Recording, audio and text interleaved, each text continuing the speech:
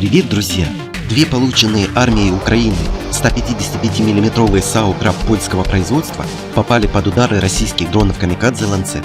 В первом ударе дрона САУ получила небольшие повреждения и была брошена экипажем. При атаке дрона по другой САУ «Краб» она произошла в движении.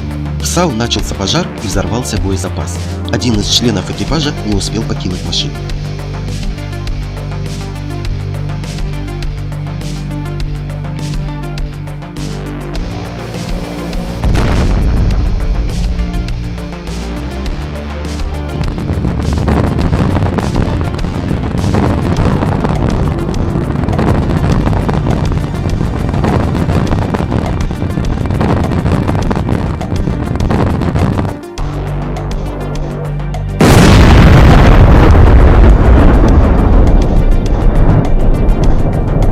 На этом на сегодня все. Друзья, спасибо за просмотр. Мы осветим все.